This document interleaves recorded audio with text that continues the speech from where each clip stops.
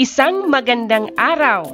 Ako'y nagagalak dahil muli kang naririto at handang muling matuto sa isa na namang masayang pag-aaral. Halika, simulan na natin ang panibagong aralin ng may ngiti sa labi. Ang pag-aaralan natin ngayon sa asignaturang Araling Panlipunan ay ang pag-alam sa mga katangiang pisikal na nagpapakilala ng iba't ibang lalawigan sa Rehiyon 5. Sa araling ito, ikaw ay inaasahang nasusuri ang iba't ibang lalawigan sa rehiyon ayon sa mga katangiang pisikal at pagkakakilanlang geographical nito gamit ang mapang topografiya ng rehiyon.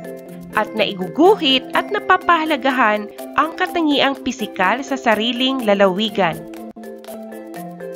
Sa pagsisimula ng ating aralin, alamin muna natin ang ilan sa mga mahahalagang salita na may kaugnayan sa ating aralin na kailangan mong tandaan at maunawaan. Geografiya.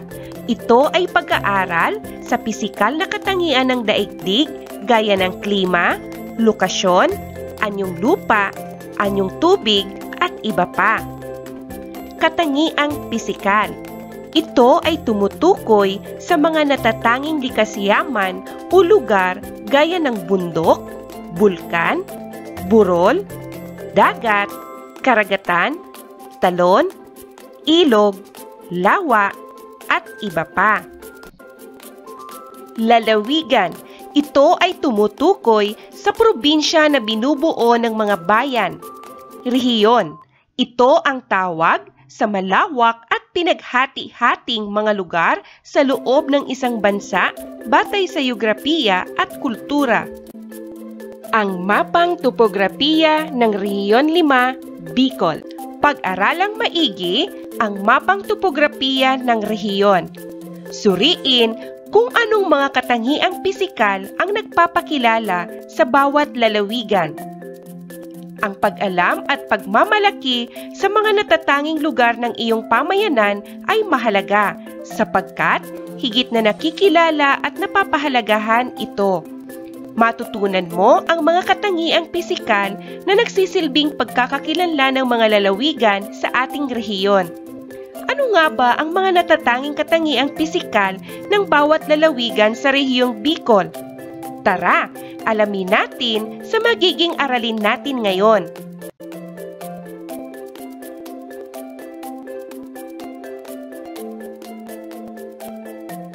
Albay. Ang lalawigan ng Albay ay matatagpuan sa timog ng Camarines Sur at hilagang bahagi ng Sorsogon. Ang tanyag na Bulkang Mayon ay matatagpuan sa lalawigang ito. Ang Bulkang Mayon ang nagsisilbing magandang pagkakakilanlan ng Albay. Ito ay may hugis 4 at may taas na 8,077 feet. Madalas itong puntahan ng mga manlalakbay at mga turista. Agrikultura ang pinakamalaking industriya sa lalawigan gaya ng produktong niyog, palay, asukal at abaka. Isa pa sa mga nagsisilbing atraksyon sa Albay ay ang burol na kawa-kawa. Ito ay matatagpuan sa Tuburan, Ligao City. Mula sa paanan hanggang sa tuktok nito ay ipinapakita ang imahe ng paghihirap ni Jesucristo sa krus. Camarines Norte. Ang lalawigan ng Camarines Norte ay matatagpuan sa pulo ng Luzon na nasa hilagang kanluran ng Bicol Peninsula. Makikita ang napakagandang isla ng Calaguas. Ito ay grupo ng mga isla na nagtataglay ng mahahabang baybaying, may malapulbos na buhangin at malinaw na tubig dagat. Isa sa mga geographical na pagkakakilanlan ng Camarines Norte ay ang malawak na taniman ng pinya. Ito ay pang-4 sa buong Pilipinas na may pinakamalawak na taniman ng mga pinya. Isa sa kilalang industriya sa Camarines Norte ay ang pagmimina ng ginto. Camarines Sur. Ang lalawigan ng Camarines Sur ang pinakamalaki sa 6 na lalawigan sa rehiyon.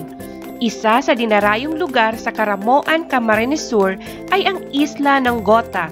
Ito ay nagtataglay ng mga baybaying may mapuputi at malapulbos na buhangin at napakalinaw na tubig.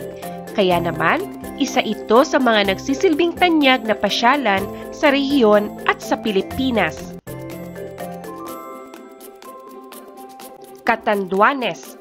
Kilala rin ang Catanduanes sa mga magagandang isla at dagat.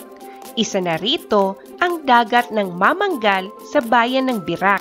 Nagtataglay rin ito ng magagandang tanawin at mga dalampasigan. Masbate. Ang probinsya ng Masbate ay mayaman din sa mga nakamamanghang mga isla at dagat. Isang halimbawa ay ang isla ng Buntod na mayroong kaakit-akit na mga bahura o pulong buhangin sa mga dagat nito. Ang Kuweba ng Kalanay ay isa ring magandang lugar na nagpapakilala sa Masbate. Ito ay pinaniniwalaang mayroong higit 100 kuweba na nagtataglay ng kamangha-manghang hugis ng mga bato. Sorsogon. Ang Bulkan Bulusan sa lalawigan ng Sorsogon ay tinuturing na isa sa mga aktibong bulkan sa Pilipinas katulad ng Bulkan Mayon. Ito ay matatagpuan sa Bulusan, Sorsogon. Ang butanding o whale shark sa karagatan ng Sorsogon ay itinuturing na pinakamalaking isda sa buong mundo. Ito ay matatagpuan sa bayan ng Donsol, Sorsogon at ito ay nagsisilbing atraksyon sa marami. Ngayong alam mo na ang ilan sa mga natatanging katangiang pisikal na nagpapakilala sa iba't ibang lalawigan sa ating rehiyon, subukin mong gawin ang nasa pagsasanay bilang isa. Hanapin at isulat ang mga katangiang pisikal na nagpapakilala sa bawat lalawigan gamit ang mapang topografiya ng rehiyong Bicol.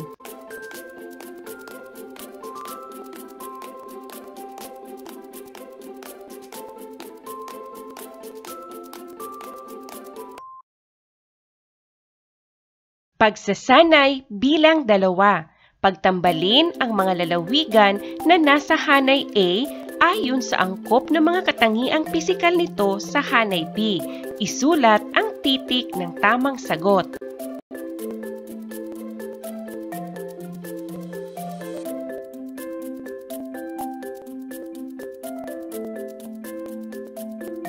Pagsasanay bilang tatlo. Gumuhit ng isang natatanging lugar na nagpapakilala ng iyong lalawigan o probinsya gaya ng dagat, bundok, talon, bulkan at iba pa. Lagyan ito ng pangalan at magsulat ng isang talata na may 3 hanggang 5 pangungusap tungkol sa kung paano mo ito mapahahalagahan o mapangangalagaan. Narito ang rubrik o pamantayan sa pagsasagawa ng gawain na nakapaloob sa pagsasanay bilang 3. Pangwakas na pagsubok. Sa bahaging ito, susukatin ang iyong galing sa natutunan mo sa buong aralin. Alam kong kayang-kaya mo ito. Basahin at unawaing mabuti ang sumusunod na mga tanong at pangungusap. Piliin ang titik ng tamang sagot.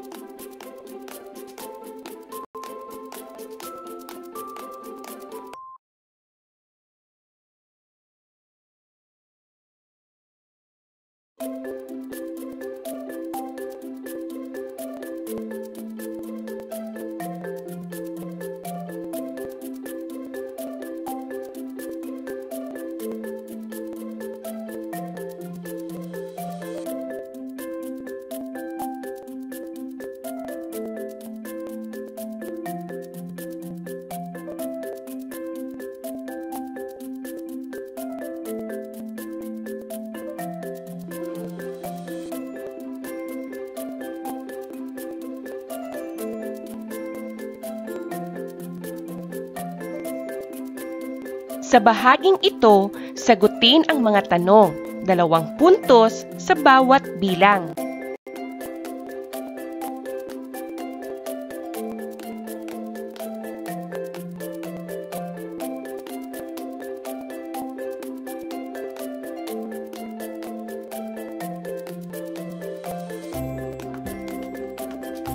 Karagdagang gawain. Magsaliksik sa internet o sa ibang aklat ng iba pang mga katangiang pisikal gaya ng bundok, dagat, burol, lawa, talon at iba pa na nagpapakilala sa 6 na lalawigan ng rehiyong Bicol. Isulat ang mga ito sa iyong journal. Susi sa pagwawasto. Sa bahaging ito, maaari kang sumangguni upang iwasto ang iyong mga sagot sa mga pagsasanay at gawain na nakapaloob sa araling ito. Kumusta? Nakakuha ka ba lahat ng tamang sagot? Kung ganon, binabati kita. Kung napakababa ng score na iyong nakuha at ikaw ay nahirapan, huwag kang mag-alala. Maaari mong balikan ang aralin at muling pag-aralan. Kung nahirapan ka pa rin, maaaring magpatulong sa iyong magulang o maaaring kumonsulta sa iyong guro. Binabati kita at matagumpay mong natapos ang aralin. Hanggang sa muli! Maraming salamat!